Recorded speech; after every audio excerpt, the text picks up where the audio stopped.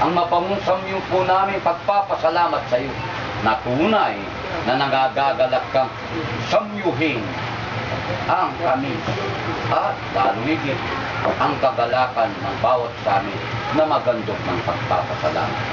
Gaya sa umagang ito, Amang Diyos, narito ang butihing asawang si Julie sa kanyang kabiya na asawa.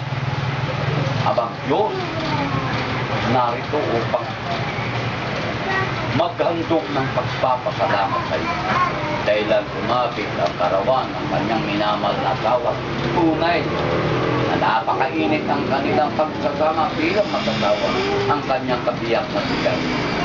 Kaya't dito, Ama, nagpapakumbabang loob ang iyong anak upang maghandog ng pagpapasalamat na ito.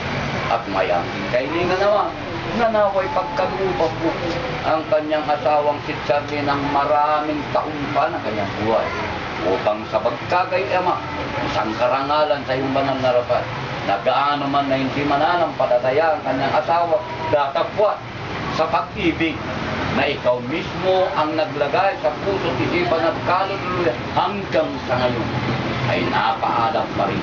Nawa, Ama, ay hanggang sa pumati na mawala ng buhay ng bawat isa, naroon pa rin. Kaya hiling po namin, Ama, na nawa ilayo mo sa panganib ang kanyang kabiyak.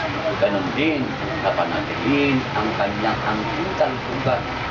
Ganon din na nawa sa mga sakit na dumadako sa kanyang katawan. Lubos ko na, alisin mo. At lalong higit, Ama, ang nagpapakambabang loob ang buong kalaganapan ng iglesia.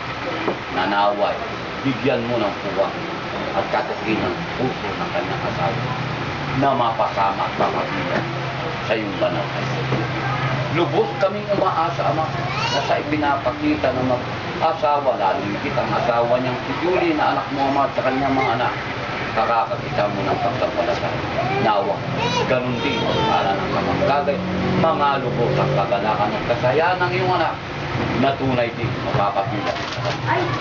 Kaya't, Amang Diyos, pagpalain, alam kung binulubog mo na binibiyayaan ang kanyang asawa. Ipagbigay mo lahat, ibigay mo lahat ang lahat ng biyaya, lalo higit na siya'y tawagin mo sa iyong banal na iglesia. Ngayon din sa iyong banal na harapan, Ama, narito ang anak mo na kaunting panahon na lang ay mapupunta na naman sa iyong biyaya ng pinagkalit sa kanya. Amang Diyos, unay na may panganib, datapwa sa kanyang puso't isipan at kaluluwang itinanim mong mga banal na araw na pangawakang matlaban ay tunay na walang anumang panganib na kanyang sito. Kundi bagkus, Ama, sa iyong pagkalingat at patnubay sa kanya, lubos kaming umaasa.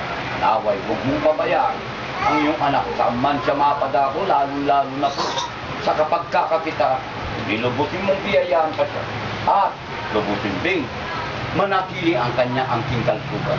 Ilayo sa mga panganib at lalong higit, Ama, sa mga sakit na dumadako sa kanyang katawan, na ito ang mabisang sandata upang sa magkagay mga tapos niya ang kanyang angking katungkulan sa ipinagkaloob ng biyaya sa kanya. Kaya, Ama, sana aliwin mo ang anak mo ito, lalong higit yung kanyang pagkakapitan na napakahirap, tatagwat sa hirap na yan, dahil sa iyo, Ama, sa iyong paglingat at pagpapnubay, tunay, sumasa kanya ang angking mabisang sandata upang pagkakasakay. Kaya't kagakakitaan mo rin ang anak mo ito, Ama, na sa ngayon, na nagpapakumbabang lupa, pagdating din na matapos ang kanyang katungkulan, nakakakitaan mo pa rin ang kapakumbabang lupa, kung paano siya'y humihiling at dumadalangin, mananahin sa iyong mananarapan. Darating din ang panahon na unang-una na sa ngayong panahon nagpapasalamat ito. Darating din ang panahon upang galakin ang kanyang paghahain ng handog ng magpapasalamat. At sa pagkakataon ito, Amang Diyos, narito ang hain o handog ng bawat kanila. Galing sa kanilang sa aming pagkakakitan, naway yung basbasa na itong halagang ito ay magamit lalong higit sa pagtawag ng iyong mga anak na hindi pa napapabilang sa iyong banal na kawal. Sana po, Ama, pagpalain mo ang mga kapatid ko namin sa kanilang pagkakakitaan upang sa magkabit matiwasay, tunay ay magagamit sa amin po ikabubuhay. Nawa, wag mong pagmatigasin ang kanilang ulot isipan, kaluluwa. Ang mga bagay na natatanggap nila, tinubusan silang mga pakababa sa mga wala pa naman amang Diyos. Hiling ko namin na biyayan upang sa magkagay, marapat ang bawat sa nagagawa namin ang aming pong katungkulan upang magadong ng mga mababangung pagyo ay parang mga ang santang ito'y aming hiniling sa dakilang pangalan at karapatan ng Anpeng po Kristo. Amen. Tuluyan.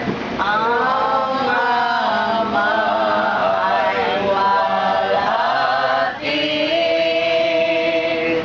ang Anak ay purihin, nang ipatnubay sa amin.